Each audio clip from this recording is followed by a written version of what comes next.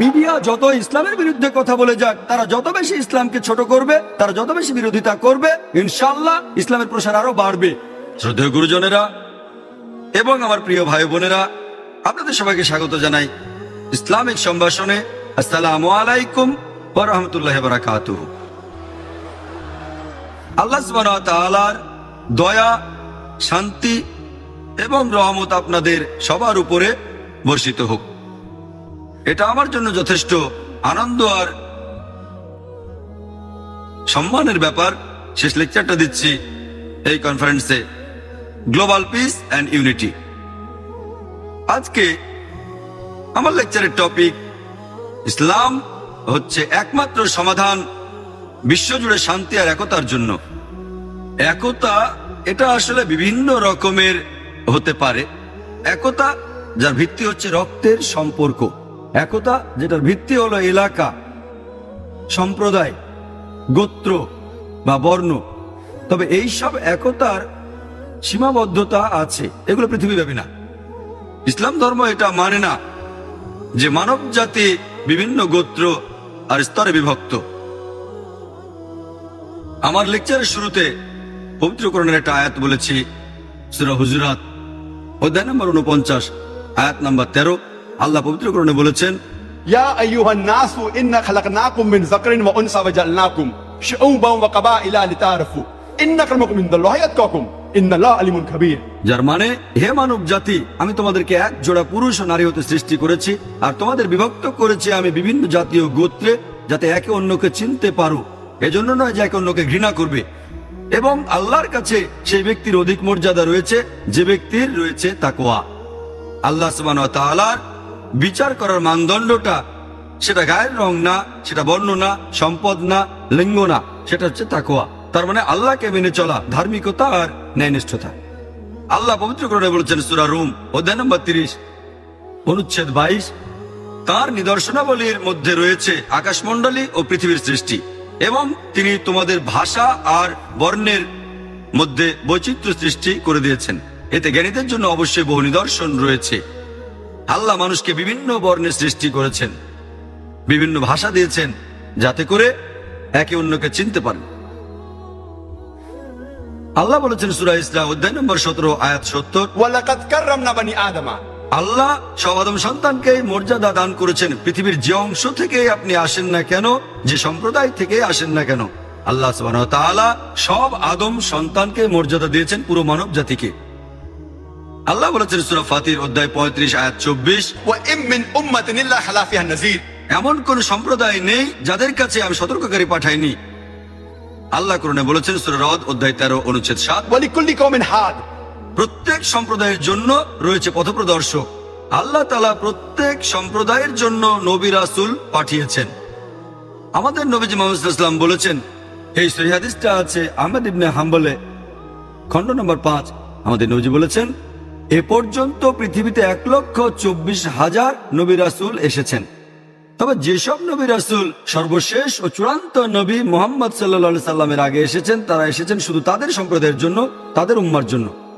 আর যেহেতু নবীজি মুহাম্মদ সাল্লাল্লাহু আলাইহি সাল্লাম হলেন সর্বশেষ ও চূড়ান্ত নবী, তিনি শুধুমাত্র মুসলিম বা আরবদের জন্য আসেননি।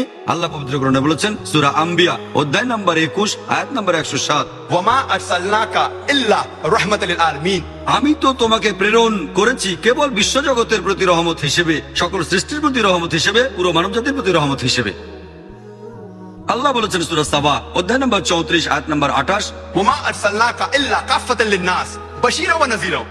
আমি তো তোমাকে সমগ্র মানবজাতির প্রতি সুসংবাদদাতা ও সতর্ককারী রূপে পৃথিবীতে পাঠিয়েছি, কিন্তু অধিকাংশ মানুষই এখনো এটা জানে না।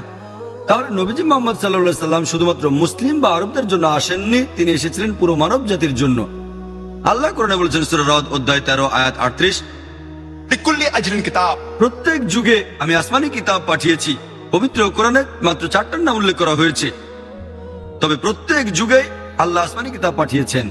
কিন্তু সর্বশেষ ও চূড়ান্ত আসমানি কিতাব কোরআনের আগে যেসব কিতাব এসেছিল, সেগুলো ছিল নির্দিষ্ট গোত্রের জন্য, আর সেই কিতাবের নির্দেশ মানার কথা ছিল একটা নির্দিষ্ট সময় পর্যন্ত।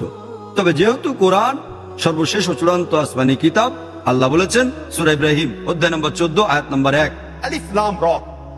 এই কিতাব তোমার প্রতি অবতীর্ণ করেছি নবী মোহাম্মদ সাল্লাল্লাহু আলাইহি সাল্লাম, যাতে করে তুমি মানব জাতিকে বের করে আনতে পারো অন্ধকার থেকে আলোতে। যেহেতু কোরআন আল্লাহ তাআলার সর্বশেষ ও চূড়ান্ত ওহী, এটা শুধুমাত্র মুসলিম বা আরবদের জন্য নাজিল করা হয়নি, নাজিল হয়েছে পুরো মানব জাতির জন্য। এই কথাটা আবারও আছে সূরা ইব্রাহিম অধ্যায় 14 আয়াত 52, সূরা বাকারা অধ্যায় 2 আয়াত 185, এছাড়াও সূরা আল জুমার অধ্যায় 39 আয়াত 41, যে পবিত্র কোরআন নাজিল হয়েছে পুরো মানব জাতির জন্য। বাইবেলে যেমন ওল্ড টেস্টামেন্ট আছে আর নিউ টেস্টামেন্ট আছে, তাহলে এই কোরআন হচ্ছে মানব জাতির জন্য লাস্ট টেস্টামেন্ট।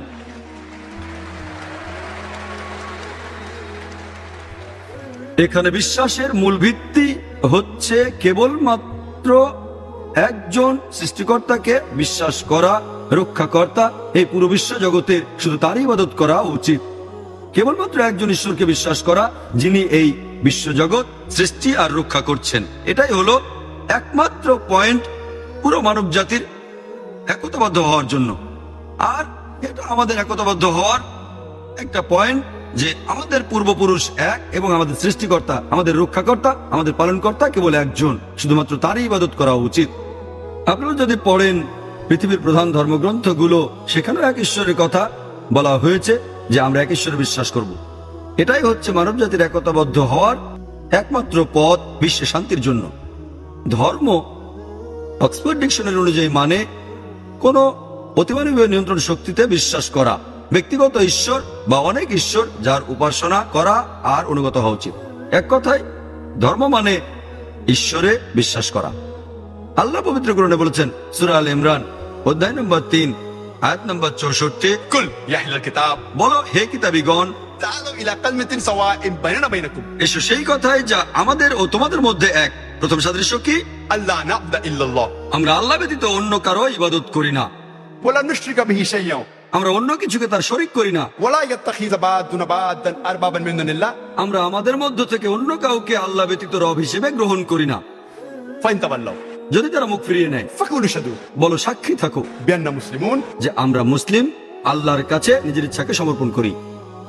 আল্লাহ পবিত্র কোরআনে যে কৌশলটার কথা বলেছেন সেটা হচ্ছে তাআলু ইলা কালিমাতিন সাওয়াইন বাইনানা বাইনাকুম, এসো সেই কথায় যা আমাদের ও তোমাদের মধ্যে এক। প্রথম সাদৃশ্য কি? আল্লা না'বুদা ইল্লাল্লাহ, আমরা এক আল্লাহ সুবহানাহু ওয়া তাআলা ব্যতীত অন্য কারো উপাসনা করি না। কোন ধর্মের ঈশ্বরের ধারণা বুঝতে গেলে সেই ধর্মের অনুসারীদের কাজকর্ম দেখলে হবে না। কোন ধর্মের ঈশ্বরের ধারণাটা বুঝতে গেলে আমাদের দেখতে হবে সেই ধর্মের ধর্মগ্রন্থগুলো ঈশ্বর সম্পর্কে কি বলেছে। আর আপনারা যদি প্রধান ধর্মের ধর্মগ্রন্থগুলো দেখেন, সবাই বলেছে ঈশ্বরের একত্ববাদের কথা, ঈশ্বরে বিশ্বাসের একতা, তাওহীদের কথা। প্রথমে আলোচনা করব হিন্দুইজমে ঈশ্বরের ধারণাটা নিয়ে। যদি কোনো সাধারণ হিন্দুকে জিজ্ঞেস করেন সে কতজন ঈশ্বরে বিশ্বাস করে, কেউ বলবে 3 জন, কেউ বলবে 1000, আবার কেউ বলবে সে 33 কোটি দেবদেবীতে বিশ্বাস করে।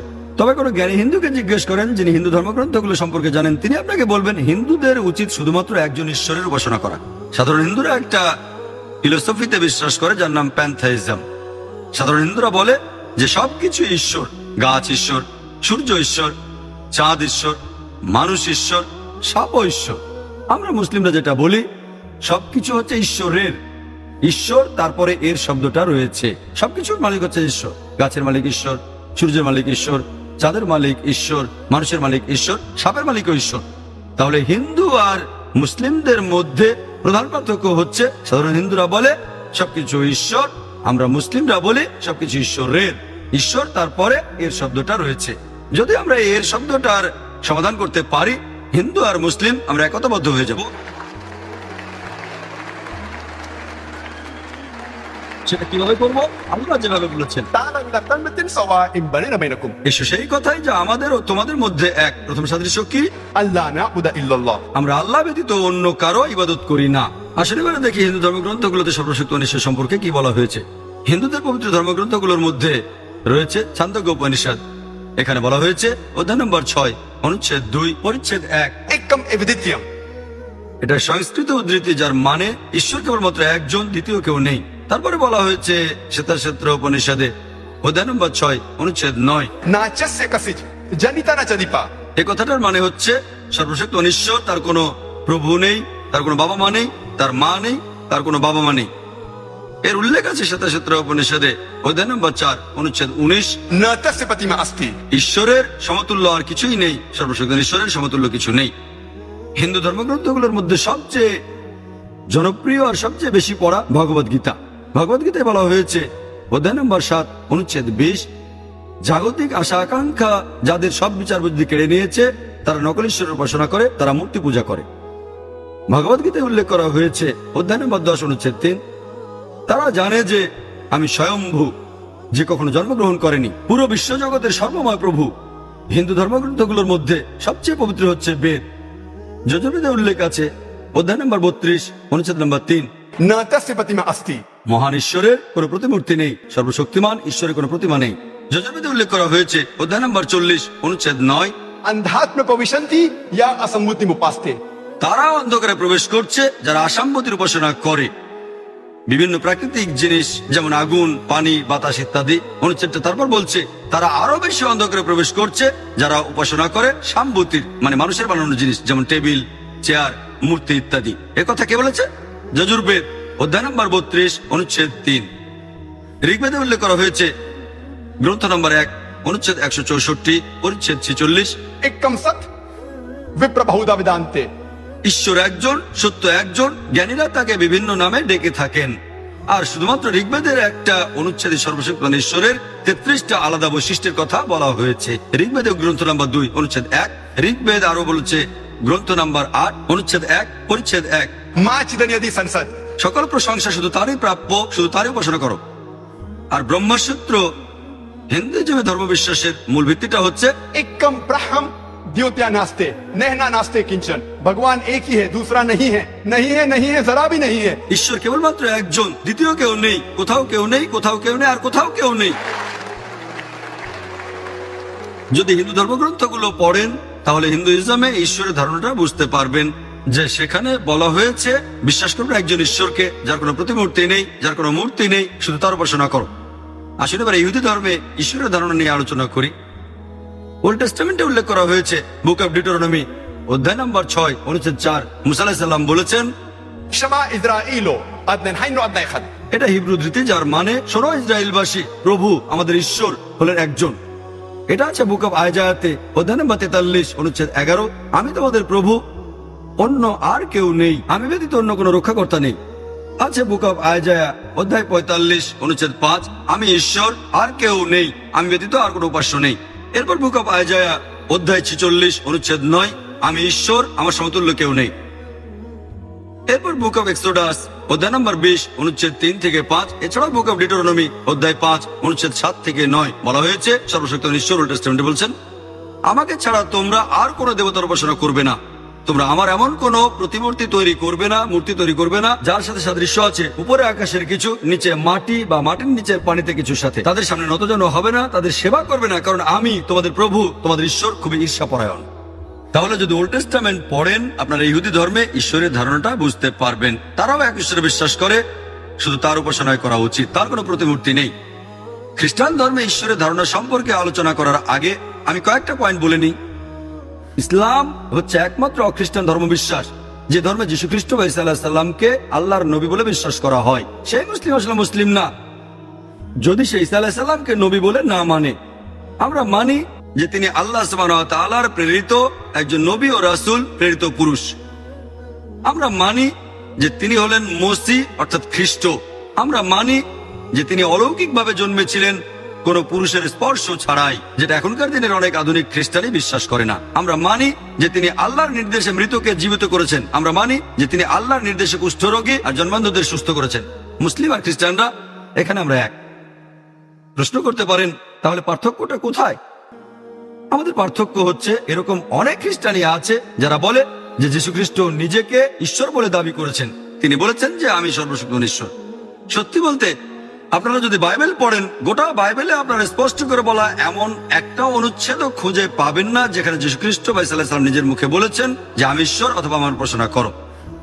কথাটা আবারও বলছি, যদি আপনারা বাইবেল পড়েন সেখানে স্পষ্ট করে বলা একটা অনুচ্ছেদও পাবেন না যেখানে যীশু খ্রিস্ট তার নিজের মুখেই বলেছেন যে আমি ঈশ্বর অথবা আমার উপাসনা করো। আপনারা যদি বাইবেল পড়েন, যীশু খ্রিস্ট তার নিজের মুখেই বলেছেন, এটা আছে গসপেল অফ জন অধ্যায় নম্বর 14 অনুচ্ছেদ 28 যীশু খ্রিস্ট ভাই সাল্লাল্লাহু আলাইহি সাল্লাম বলেছেন, আমার পিতা আমার চেয়ে মহান।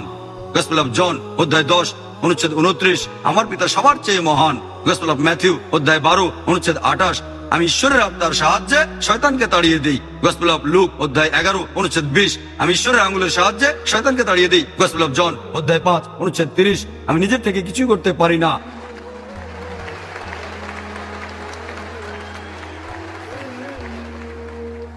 আমি নিজের থেকে কিছু করতে পারি না, আমি যেমন শুনি তেমন বিচার করি এবং আমার বিচার ন্যায্য, কারণ আমি আমার ইচ্ছা পূরণ করি না, পিতার ইচ্ছা পূরণ করি। যদি কেউ বলে নিজের ইচ্ছা পূরণ করি না, আমার ঈশ্বরের ইচ্ছা পূরণ করি, সে একজন মুসলিম। যীশু খ্রিস্ট ছিলেন একজন মুসলিম। এটা হচ্ছে বুক অফ অ্যাক্টসে অধ্যায় নম্বর 2 অনুচ্ছেদ নম্বর 22, হে ইসরায়েলবাসী, একথা শোনো, নাজারেত শহরের যীশু তোমাদের মধ্য থেকে ঈশ্বরের মনোনীত মানুষ, যাকে দিয়ে ঈশ্বর অলৌকিক কাজ করিয়েছেন, আর তোমরা তার সাক্ষী। তোমাদের মধ্যে ঈশ্বর মনোনীত একজন মানুষ, যাকে দিয়ে ঈশ্বর অনেক অলৌকিক কাজ করিয়েছেন, আর তোমরা তার সাক্ষী। যীশু খ্রিস্টকে যখন জিজ্ঞেস করা হলো ঈশ্বরের প্রথম আদেশটা কি, তিনি সেই কথাটাই বললেন যে কথাটা বলেছিলেন মুসা আলাইহিস সালাম। এটা হচ্ছে গসপেল অফ মার্কে অধ্যায় নম্বর 12 অনুচ্ছেদ 19, বলা হয়েছে, شما إسرائيل أدنى الحين وأدنى الخد হে ইসরায়েলবাসী শোনো, প্রভু আমাদের ঈশ্বর হলেন একমাত্র প্রভু। তাহলে যদি খ্রিস্টানদের ধর্মগ্রন্থ বাইবেল পড়েন, এখানেও ঈশ্বরের একত্ববাদের কথা বলা হয়েছে, শুধুমাত্র তারই উপাসনা করা উচিত। আসুন এবারে ইসলাম ধর্মে আল্লাহর ধারণা নিয়ে আলোচনা করি। আল্লাহ সুবহানাহু ওয়া তাআলার ধারণা সম্পর্কে সবচেয়ে সেরা উত্তর যেটা হতে পারে সেটা হচ্ছে সূরা ইখলাস অধ্যায় নম্বর 112 অনুচ্ছেদ 1 থেকে 4, বলা হয়েছে, قل هو الله أحد বলো তিনি আল্লাহ এক, অদ্বিতীয়। الله الصمد আল্লাহ তিনি সার্বভৌম, চিরস্থায়ী। لم يلد ولم يولد তিনি জন্ম নেননি, কাউকে জন্ম দেননি, ولم يكن له كفوا أحد তার সমতুল্য কিছুই নেই। এই হলো 4 লাইনের সংজ্ঞা। যদি কোনো লোক বলে যে অমুক জিনিস বা অমুক লোক ঈশ্বর, যদি সেই জিনিস বা সেই লোক 4টা শর্ত পূরণ করতে পারে, আমরা মুসলিমরা কোনো আপত্তি ছাড়াই তাকে ঈশ্বর বলে মেনে নেব। প্রথমটা হচ্ছে قل هو الله أحد দ্বিতীয়টা الله الصمد বলো তিনি আল্লাহ এক, অদ্বিতীয়, তিনি সার্বভৌম, চিরস্থায়ী। لم يلد ولم يولد কখনো জন্ম নেননি, কাউকে জন্ম দেননি, ولم يكن له كفوا أحد তার সমতুল্য কিছুই নেই। এই সূরা ইখলাস হচ্ছে ঈশ্বর তত্ত্বের কোষ্ঠী পাথর। আপনি যে ঈশ্বর উপাসনা করেন তাকে সূরা ইখলাস দিয়ে পরীক্ষা করেন। যদি সেই পরীক্ষায় পাশ করে, আমাদের তাকে সর্বশক্তিমান ঈশ্বর আল্লাহ সুবহানাহু ওয়া তাআলা বলে মেনে নিতে কোনো আপত্তি থাকবে না।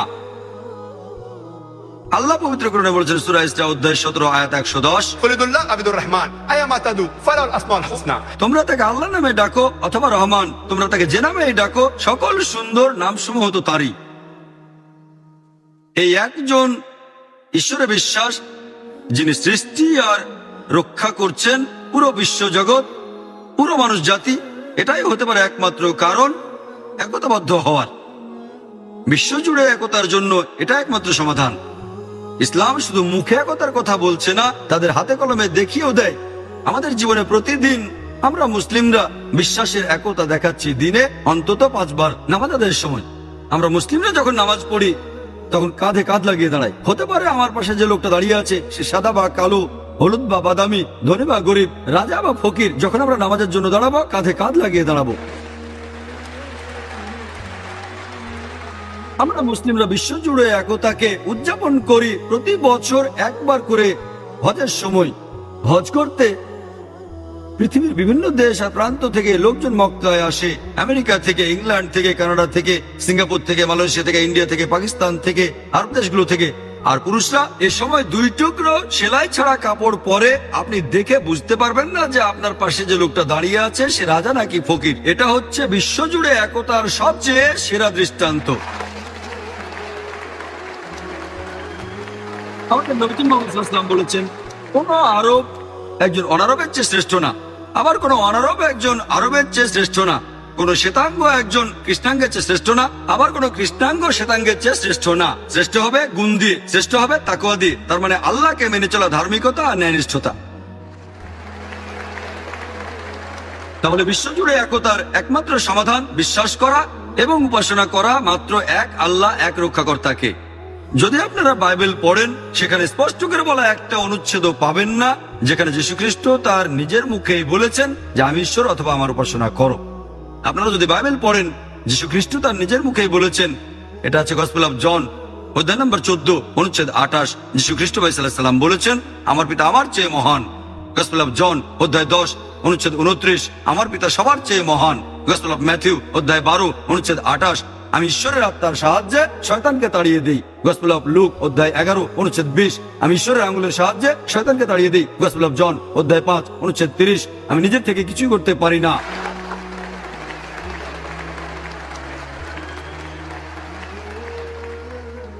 আমি নিজের থেকে কিছু করতে পারি না, আমি যেমন শুনি তেমন বিচার করি এবং আমার বিচার ন্যায্য, কারণ আমি আমার ইচ্ছা পূরণ করি না, পিতার ইচ্ছা পূরণ করি। যদি কেউ বলে নিজের ইচ্ছা পূরণ করি না, আমার ঈশ্বরের ইচ্ছা পূরণ করি, সে একজন মুসলিম। যীশু খ্রিস্ট ছিলেন একজন মুসলিম। এটা হচ্ছে বুক অফ অ্যাক্টসে অধ্যায় নম্বর 2 অনুচ্ছেদ নম্বর 22, হে ইসরায়েলবাসী, একথা শোনো, নাজারেত শহরের যীশু তোমাদের মধ্য থেকে ঈশ্বরের মনোনীত মানুষ, যাকে দিয়ে ঈশ্বর অলৌকিক কাজ করিয়েছেন, আর তোমরা তার সাক্ষী। তোমাদের মধ্যে ঈশ্বর মনোনীত একজন মানুষ, যাকে দিয়ে ঈশ্বর অনেক অলৌকিক কাজ করিয়েছেন, আর তোমরা তার সাক্ষী। যীশু খ্রিস্টকে যখন জিজ্ঞেস করা হলো ঈশ্বরের প্রথম আদেশটা কি, তিনি সেই কথাটাই বললেন যে কথাটা বলেছিলেন মুসা আলাইহিস সালাম। এটা হচ্ছে গসপেল অফ মার্কে অধ্যায় নম্বর 12 অনুচ্ছেদ 19, বলা হয়েছে, شما إسرائيل أدنى الحين وأدنى الخد হে ইসরায়েলবাসী শোনো, প্রভু আমাদের ঈশ্বর হলেন একমাত্র প্রভু। তাহলে যদি খ্রিস্টানদের ধর্মগ্রন্থ বাইবেল পড়েন, এখানেও ঈশ্বরের একত্ববাদের কথা বলা হয়েছে, শুধুমাত্র তারই উপাসনা করা উচিত। আসুন এবারে ইসলাম ধর্মে আল্লাহর ধারণা নিয়ে আলোচনা করি। আল্লাহ সুবহানাহু ওয়া তাআলার ধারণা সম্পর্কে সবচেয়ে সেরা উত্তর যেটা হতে পারে, সেটা হচ্ছে সূরা ইখলাস অধ্যায় নম্বর 112 অনুচ্ছেদ 1 থেকে 4, বলা হয়েছে, قل هو الله أحد বলো তিনি আল্লাহ এক, অদ্বিতীয়। الله الصمد আল্লাহ তিনি সার্বভৌম, চিরস্থায়ী। لم يلد ولم يولد তিনি জন্ম নেননি, কাউকে জন্ম দেননি, ولم يكن له كفوا أحد তার সমতুল্য কিছুই নেই। এই হলো 4 লাইনের সংজ্ঞা। যদি কোনো লোক বলে যে অমুক জিনিস বা অমুক লোক ঈশ্বর, যদি সেই জিনিস বা সেই লোক 4টা শর্ত পূরণ করতে পারে, আমরা মুসলিমরা কোনো আপত্তি ছাড়াই তাকে ঈশ্বর বলে মেনে নেব। প্রথমটা হচ্ছে قل هو الله أحد দ্বিতীয়টা الله الصمد বলো তিনি আল্লাহ এক, অদ্বিতীয়, তিনি সার্বভৌম, চিরস্থায়ী। لم يلد ولم يولد কখনো জন্ম নেননি, কাউকে জন্ম দেননি, ولم يكن له كفوا أحد তার সমতুল্য কিছুই নেই। এই সূরা ইখলাস হচ্ছে ঈশ্বর তত্ত্বের কোষ্ঠী পাথর। আপনি যে ঈশ্বর উপাসনা করেন তাকে সূরা ইখলাস দিয়ে পরীক্ষা করেন। যদি সে এই পরীক্ষায় পাশ করে, আমাদের তাকে সর্বশক্তিমান ঈশ্বর আল্লাহ সুবহানাহু ওয়া তাআলা বলে মেনে নিতে কোনো আপত্তি থাকবে না। আল্লাহ পবিত্র কোরআনে বলেছেন সূরা ইসরা অধ্যায় 17 আয়াত 110, قل ادعوا الله عبد الرحمن أيما تدعوا فله الأسماء الحسنى তোমরা তাকে আল্লাহ নামে ডাকো অথবা রহমান, তোমরা তাকে যে নামে ডাকো, সকল সুন্দর নামসমূহ তো তারই। এই একজন ঈশ্বরে বিশ্বাস, যিনি সৃষ্টি আর রক্ষা করছেন পুরো বিশ্বজগৎ, পুরো মানুষ জাতি, এটাই হতে পারে একমাত্র কারণ একতাবদ্ধ হওয়ার। বিশ্বজুড়ে একতার জন্য এটা একমাত্র সমাধান। ইসলাম শুধু মুখে একতার কথা বলছে না, তাদের হাতে কলমে দেখিয়েও দেয়। আমাদের জীবনে প্রতিদিন আমরা মুসলিমরা বিশ্বাসের একতা দেখাচ্ছি, দিনে অন্তত 5 বার নামাজ আদায়ের সময়। আমরা মুসলিমরা যখন নামাজ পড়ি তখন কাঁধে কাঁধ লাগিয়ে দাঁড়ায়। হতে পারে আমার পাশে যে লোকটা দাঁড়িয়ে আছে সে সাদা বা কালো, হলুদ বা বাদামি, ধনী বা গরিব, রাজা বা ফকির। যখন আমরা নামাজের জন্য দাঁড়াবো, কাঁধে কাঁধ লাগিয়ে দাঁড়াবো। আমরা মুসলিমরা বিশ্বজুড়ে একতাকে উদযাপন করি প্রতি বছর একবার করে হজের সময়। হজ করতে পৃথিবীর বিভিন্ন দেশ আর প্রান্ত থেকে লোকজন মক্কায় আসে। আমেরিকা থেকে, ইংল্যান্ড থেকে, কানাডা থেকে, সিঙ্গাপুর থেকে, মালয়েশিয়া থেকে, ইন্ডিয়া থেকে, পাকিস্তান থেকে, আরব দেশগুলো থেকে। আর পুরুষরা এ সময় 2 টুকরো সেলাই ছাড়া কাপড় পরে। আপনি দেখে বুঝতে পারবেন না যে আপনার পাশে যে লোকটা দাঁড়িয়ে আছে সে রাজা নাকি ফকির। এটা হচ্ছে বিশ্বজুড়ে একতার সবচেয়ে সেরা দৃষ্টান্ত। নবী মুহাম্মদ সাল্লাল্লাহু আলাইহি ওয়াসাল্লাম বলেছেন, কোন আরব একজন অনারবের চেয়ে শ্রেষ্ঠ না, আবার কোন অনারব একজন আরবের চেয়ে শ্রেষ্ঠ না। কোন শ্বেতাঙ্গ একজন কৃষ্ণাঙ্গের চেয়ে শ্রেষ্ঠ না, আবার কোন কৃষ্ণাঙ্গ শ্বেতাঙ্গের চেয়ে শ্রেষ্ঠ না। শ্রেষ্ঠ হবে গুণ দিয়ে, শ্রেষ্ঠ হবে তাকওয়া দিয়ে, তার মানে আল্লাহকে মেনে চলা, ধার্মিকতা আর ন্যায়নিষ্ঠতা। তাহলে বিশ্বজুড়ে একতার একমাত্র সমাধান বিশ্বাস করা এবং উপাসনা করা মাত্র এক আল্লাহ, এক রক্ষাকর্তাকে। এবারে আমরা লেকচারের দ্বিতীয় অংশে আসি, তার মানে বিশ্ব শান্তি। ইসলাম হচ্ছে পৃথিবীতে শান্তির জন্য একমাত্র সমাধান। ইসলাম এসেছে আরবি শব্দ সালাম থেকে, যার অর্থ শান্তি। এর আরেকটা মূল আরবি শব্দ হচ্ছে সিলম, যার অর্থ আল্লাহর কাছে আত্মসমর্পণ করা। এক কথায় ইসলাম মানে আল্লাহ সুবহানাহু ওয়া তাআলার কাছে আত্মসমর্পণের মাধ্যমে শান্তি অর্জন করা। আর যে লোক আল্লাহ তাআলার কাছে আত্মসমর্পণ করে তাকে বলা হয় মুসলিম। তাহলে মুসলিম শব্দের অর্থ যে মানুষ আল্লাহ সুবহানাহু ওয়া তাআলার কাছে আত্মসমর্পণের মাধ্যমে শান্তি অর্জন করেছে। আর পবিত্র কোরআনে এই ইসলাম শব্দটা সব মিলিয়ে 80 বার বলা হয়েছে। আর সালাম অথবা মুসলিম শব্দটা পবিত্র কোরআনে বলা হয়েছে সব মিলিয়ে 45 বার। এই কারণেই মুসলিমরা অভিবাদন জানানোর সময় বলে আসসালামু আলাইকুম, আপনার উপর শান্তি বর্ষিত হোক। আর এভাবে আল্লাহর সকল নবী রাসূল অভিবাদন জানিয়েছেন, যীশু খ্রিস্ট অভিবাদন জানিয়েছেন। যদি আপনারা বাইবেল পড়েন, যখন যীশু খ্রিস্ট শিষ্যদের কাছে উপরের ঘরে গেলেন, গসপেল অফ লুক অধ্যায় নম্বর 24 অনুচ্ছেদ 36, যীশু বলেছেন সালাম আলাইকুম হিব্রুতে, আরবিতে আসসালামু আলাইকুম, বাংলায় আপনার উপর শান্তি বর্ষিত হোক। এটাই হচ্ছে সবচেয়ে সেরা শান্তির অভিবাদন, আসসালামু আলাইকুম, আপনার উপর শান্তি বর্ষিত হোক।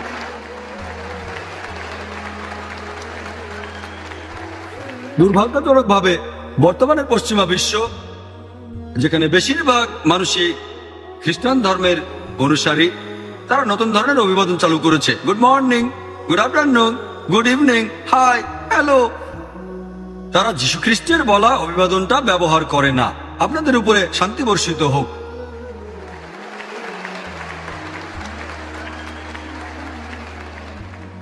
ইসলাম হচ্ছে শান্তির ধর্ম।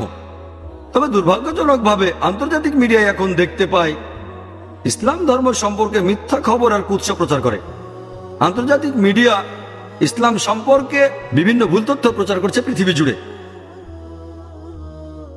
আর একটা আর্টিকেল অনুযায়ী ছাপা হয়েছিল টাইম ম্যাগাজিনে 1979 সালের 16 এপ্রিল, বলা হয়েছে যে এ পর্যন্ত 60,000-এর বেশি বই লেখা হয়েছে ইসলামের বিরুদ্ধে আর নবীজির বিরুদ্ধে। সময়কালটা 150 বছর, 1800 থেকে 1950 সাল পর্যন্ত। যদি হিসাব করেন তাহলে ইসলামের বিরুদ্ধে একটারও বেশি বই লেখা হয়েছে প্রতিদিন। তবে 9/11-এর পরে 2001 সালের 11 সেপ্টেম্বরের পরে এই প্রবণতাটা অনেক গুণ বেড়ে গেছে। এখন এই পার্সেন্টেজ, এই সংখ্যাটা অনেক গুণ বেড়ে গেছে। এটা প্রত্যেক মুসলিমের দায়িত্ব আমরা এই ভুল ধারণাগুলো শুধরে দেওয়ার চেষ্টা করব, যেটা প্রচার করছে আন্তর্জাতিক মিডিয়া। মিডিয়া এ ব্যাপারে কিছু কৌশল অবলম্বন করে। তারা এমন ভাবে দেখায় যেন ইসলাম এমন একটা ধর্ম যেটা উত্তেজনা সৃষ্টি করে, যেন ইসলামের কারণে পুরো পৃথিবীতে শান্তির ব্যাঘাত ঘটছে। তারা যে কৌশল ব্যবহার করে সেগুলোর একটা, যে তারা এভাবে বলে এই জিনিসটা আছে ইসলামে যেটা আসলে ইসলামে নেই, যেটার কথা ইসলাম কখনো শোনায়নি। যেমন ধরেন, তারা বলে যে ইসলাম হলো একটা সেকেলে ধর্ম, ইসলাম এমন একটা ধর্ম যেটা যুক্তি আর বিজ্ঞান মানে না। সত্যি বলতে ইসলাম হচ্ছে সবচেয়ে আধুনিক ধর্ম। ইসলাম যুক্তি এবং বিজ্ঞানে বিশ্বাস করে। এজন্য আমার লেকচার দেখবেন কোরআন ও আধুনিক বিজ্ঞান পরস্পর বিরোধী নাকি সঙ্গতিপূর্ণ। মিডিয়া অন্য আরেকটা কৌশল অবলম্বন করে, তারা কোরআন এবং হাদিস থেকে উদ্ধৃতি দেয়, তবে সেগুলো প্রসঙ্গ ছাড়া। আমি একটা উদাহরণ দিচ্ছি। মিডিয়া বলে পবিত্র কোরআন বলছে সূরা তাওবা অধ্যায় নম্বর 9 অনুচ্ছেদ 5, যখনই তুমি কাফিরকে দেখবে, ব্র্যাকেটের মধ্যে অমুসলিম, তাকে মেরে ফেলো। যদি কোরআন খুলে দেখেন এ আয়াতটা পাবেন কোরআন বলছে যখনই কোনো কাফিরকে দেখবে মেরে ফেলো। তবে তারা উদ্ধৃতি দেয় প্রসঙ্গ ছাড়া। প্রসঙ্গটা হচ্ছে এ আয়াতটা নাজিল হয়েছিল যুদ্ধের ময়দান প্রসঙ্গে।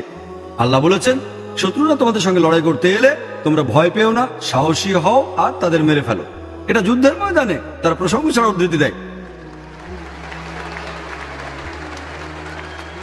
এখনকার দিনে কোন আর্মি জেনারেল তার সৈন্যদের মনোবল বাড়ানোর জন্য এরকম কথা অবশ্যই বলতে পারে, শত্রু দেখলে ভয় পেও না, তাদের মেরে ফেলো। সেজন্য অবশ্যই বলবে না চুপ করে থাকো। আর অনেক সময় সূরা তাওবার 5 নম্বর আয়াতের উদ্ধৃতি দেওয়ার পরে তারা সরাসরি 7 নম্বরে চলে যায়। কেন? কারণ 6 নম্বরে এটার উত্তর আছে। 6 নম্বর আয়াত বলছে যদি তোমার শত্রু শান্তি চায়, যদি শান্তি চায় তাহলে শুধু ছেড়েই দিও না, তাকে নিরাপদ কোন স্থানে পৌঁছে দাও। চিন্তা করেন,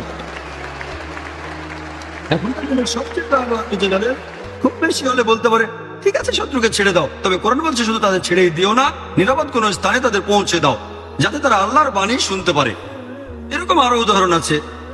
সূরা আনফাল অধ্যায় 8 আয়াত 60, এখানেও শত্রুদের মারার কথা বলা হয়েছে, কিন্তু তারপরে আয়াতটাই পবিত্র কোরআনের বেশিরভাগ সময়ে যেখানে শত্রুকে মেরে ফেলার কথা বলা হয়েছে, ঠিক তার পরের আয়াতটাই শান্তির কথা বলা হয়েছে। যেমন এখানে সূরা আনফাল অধ্যায় 8 আয়াত 61, শান্তি আরো ভালো, যদি শত্রু শান্তি চায় তাহলে সেটাই করো। পবিত্র কোরআন এই কথাই বলছে।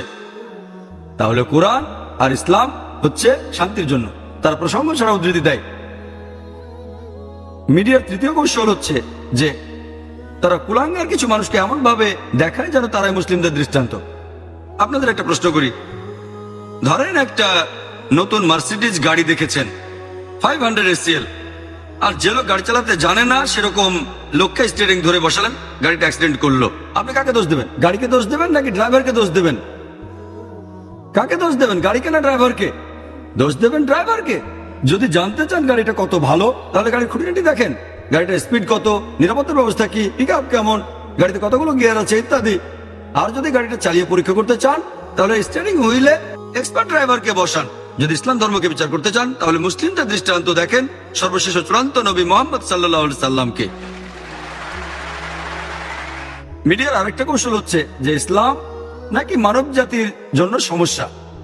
সত্যি বলতে ইসলাম হচ্ছে মানব জাতির সমস্যাগুলোর সমাধান। বিবিয়া বলে মুসলিমরা হচ্ছে মৌলবাদী। এই মৌলবাদী শব্দের অর্থ কি? মৌলবাদী মানে যে লোক কোন একটা বিষয়ের মূলনীতিগুলো মেনে চলে। যদি কেউ ভালো ডাক্তার হতে চায়, তাহলে তাকে মেডিসিনের মূলনীতিগুলো জানতে এবং মানতে হবে। যদি মেডিসিনের ক্ষেত্রে মৌলবাদী না হয়, সে ভালো ডাক্তার হতে পারবে না। যদি কেউ ভালো বিজ্ঞানী হতে চায়, তাহলে তাকে বিজ্ঞানের মূলনীতিগুলো জানতে আর মানতে হবে। যদি বিজ্ঞানের ক্ষেত্রে মৌলবাদী না হয়, সে ভালো বিজ্ঞানী হতে পারবে না। প্রথমে আমাদের দেখতে হবে সে লোকটা কোন বিষয়ে মৌলবাদী। যদি আমার কথা বলতে হয়, আমি মৌলবাদী মুসলিম হিসেবে গর্ববোধ করি,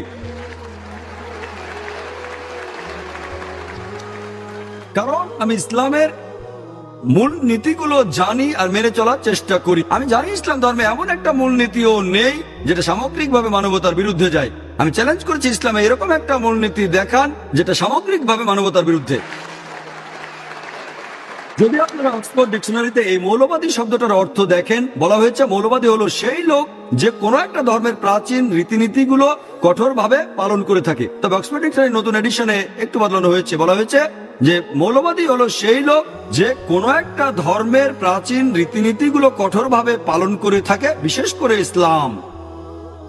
যখনই শুনবেন মৌলবাদী, তখনই ভাববেন মুসলিমদের কথা। আপনি ভাববেন সে চরমপন্থী। আমি লোকজনকে বলি আমি একজন চরমপন্থী। আমি চরমভাবে দয়ালু, মানুষকে চরম ভালোবাসি, চরমভাবে শান্তিপ্রিয়, চরমভাবে ক্ষমাশীল। এরকম চরমপন্থী হলে সমস্যা কোথায়? আমরা কেন এত লজ্জা পাচ্ছি? টেবিলটাকে উল্টে দেন। কোন মানুষকে আমাকে বলতে পারবে যে চরমভাবে সৎ হওয়াটা ভুল, তারপর চরম দয়ালু হওয়া ভুল, চরম শান্তিপ্রিয় হওয়া ভুল, চরম ন্যায় বিচারক হওয়া ভুল? তারা আমাদেরকে লেবেল দেয় যে মুসলিমরা সন্ত্রাসী। আমি বলবো এদিক থেকে প্রত্যেক মুসলিম সন্ত্রাসী হওয়া উচিত। এই সন্ত্রাসী শব্দের অর্থ আসলে কি? সন্ত্রাসী মানে যে অন্যকে সন্ত্রস্ত করে তোলে। একজন ডাকাত যখন কোনো পুলিশকে দেখে সন্ত্রস্ত হয়ে যাবে, এভাবে বললে যখনই একজন ডাকাত কোনো মুসলিমকে দেখবে, যখনই একজন সমাজ বিরোধী কোনো মুসলিমকে দেখবে, সে সন্ত্রস্ত হয়ে যাবে, আর প্রত্যেক মুসলিম সমাজ বিরোধীদের কাছে সন্ত্রাসী হবে। আমি জানি যে এই সন্ত্রাসী শব্দটা দিয়ে সাধারণত বোঝানো হয়ে থাকে যে নিরীহ লোকদের সন্ত্রস্ত করে। এভাবে দেখলে কোনো মুসলিম নিরীহ মানুষদের সন্ত্রস্ত করবে না। আমরা সন্ত্রস্ত করে তুলবো শুধু সমাজ বিরোধীদের। আমরা দেখি যে ইতিহাসে অনেক সময় দুটো আলাদা লেভেল দেওয়া হয় মাত্র একটা কাজকে অথবা একজন মানুষকে। আমাদের ইন্ডিয়াতে এরকম উদাহরণ আছে। প্রায় 60 বছর আগে অনেক মানুষ ইন্ডিয়ার স্বাধীনতার জন্য লড়াই করেছে। তখন সে সময় ব্রিটিশরা ইন্ডিয়া শাসন করত। তখন ব্রিটিশ সরকার এই মানুষগুলোকে বলতো সন্ত্রাসী। তবে সাধারণ ইন্ডিয়ানরা আমরা বলি মুক্তিযোদ্ধা, দেশপ্রেমিক। একই মানুষ, একই কাজ, দুটো আলাদা লেভেল। ব্রিটিশ সরকারের সাথে একমত হলে যে ইন্ডিয়া শাসনের অধিকার তাদের আছে, তাহলে এই লোকগুলোকে বলবেন সন্ত্রাসী। কিন্তু সাধারণ হিন্দুদের সাথে একমত হলে যে তারা এসেছিল ইন্ডিয়ায় ব্যবসা করার জন্য, আমাদের শাসন করার অধিকার তাদের নেই, তাহলে এই লোকগুলোকে বলবেন মুক্তিযোদ্ধা, দেশপ্রেমিক। এরপর অষ্টাদশ শতাব্দীতে আমেরিকার স্বাধীনতা যুদ্ধ দেখেন। যে সময় ব্রিটিশ সরকার আমেরিকাকে শাসন করত, তখন অনেক আমেরিকান স্বাধীনতার জন্য যুদ্ধ করেছিল। বেঞ্জামিন ফ্রাঙ্কলিন, জর্জ ওয়াশিংটন, তখন এই ব্রিটিশ সরকার এই লোকগুলোকে বললো 1 নম্বর সন্ত্রাসী। অবশেষে আমেরিকা স্বাধীনতা লাভ করে 1775-76 সালের দিকে। পরবর্তীতে জর্জ ওয়াশিংটন, তিনি হলেন আমেরিকার প্রথম প্রেসিডেন্ট। চিন্তা করেন, 1 নম্বর সন্ত্রাসী হলেন আমেরিকার প্রেসিডেন্ট। এই জর্জ ওয়াশিংটন, তিনি এভাবে আমেরিকার সব প্রেসিডেন্টদের গডফাদার হয়ে গেলেন, জর্জ বুশেরও। আর এখন ব্রিটিশ সরকার সেই সন্ত্রাসী দেশেরই বন্ধু। কেন কেন প্রথমে আমাদের দেখতে হবে সেই লোক কিসের জন্য চেষ্টা করে যাচ্ছে। মিডিয়া বলছে ইসলাম হচ্ছে একটা অসহিষ্ণু ধর্ম। আমি বলবো হ্যাঁ, ইসলাম একটা অসহিষ্ণু ধর্ম। ইসলাম ধর্ম অসহিষ্ণু অবিচারের প্রতি, ইসলাম অসহিষ্ণু অসততার প্রতি, ইসলাম ধর্ম অসহিষ্ণু দুর্নীতির ব্যাপারে, ইসলাম অসহিষ্ণু সাম্প্রদায়িকতার ক্ষেত্রে, পক্ষপাতের ব্যাপারে। ইসলাম অসহিষ্ণু সেই সব সামাজিক ব্যাপারে যেগুলো পশ্চিমা বিশ্ব উপভোগ করে থাকে। ইসলাম ধর্ম অসহিষ্ণু মাদকাসক্তির ব্যাপারে, মদপানের ব্যাপারে, পতিতাবৃত্তির ব্যাপারে, ব্যভিচারের ক্ষেত্রে, অত্যাচারের ক্ষেত্রে। আমি ডক্টর জাকির নায়েক বলছি, ইসলাম অবশ্যই একটা অসহিষ্ণু ধর্ম। অসহিষ্ণু সমাজের বিভিন্ন খারাপ জিনিসের ব্যাপারে আমরা ভয় পাচ্ছি কেন? আমরা নিজেদেরকে মুসলিম বলতে ভয় পাচ্ছি কেন? আলহামদুলিল্লাহ, ইসলাম সবচেয়ে সহিষ্ণু ধর্ম শান্তি স্থাপনের ব্যাপারে। আর এই কারণে এখন পৃথিবীর সুপার পাওয়ার যারা, তারা ভয় পাচ্ছে। পলিটিশিয়ানদের কথা বলছি, তারা ইসলামকে ভয় পাচ্ছে, কারণ এটা একমাত্র ধর্ম যেটা পৃথিবীতে শান্তি আনতে পারে।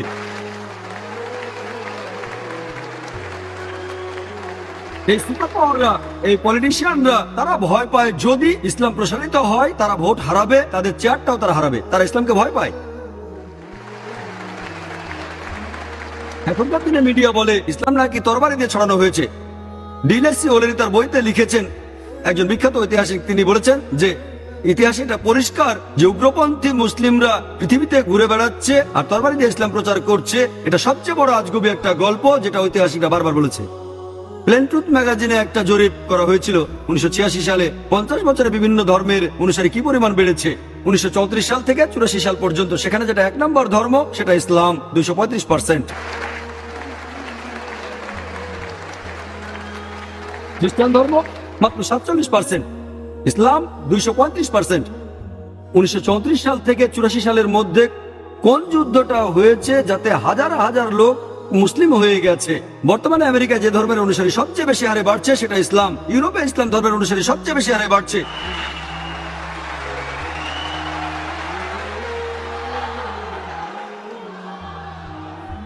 মিডিয়া বলছে ইসলাম মেয়েদের ছোট করে রেখেছে। যদি ইসলাম মেয়েদের ছোট করে, এখন যেসব অমুসলিম ইসলাম ধর্ম গ্রহণ করছে আমেরিকান আর ইউরোপিয়ানরা, তাদের 2/3 হচ্ছে মহিলা। এইসব আমেরিকান মহিলা, এইসব ইউরোপিয়ান মহিলা কেন ইসলাম ধর্ম গ্রহণ করছে যদি ইসলাম নারীদের ছোট করে? এর কারণটা হলো যে এই আমেরিকান মহিলারা, ইউরোপিয়ান মহিলারা তাদের জীবনের বিভিন্ন সমস্যার সমাধান পেয়ে গেছে এই ইসলাম ধর্মে।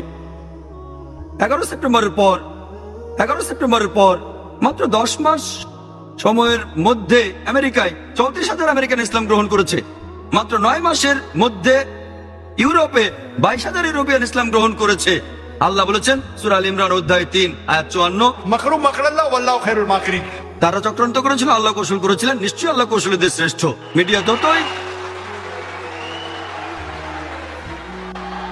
মিডিয়া যত ইসলামের বিরুদ্ধে কথা বলে যাক, তারা যত বেশি ইসলামকে ছোট করবে, তারা যত বেশি বিরোধিতা করবে, ইনশাআল্লাহ ইসলামের প্রসার আরো বাড়বে।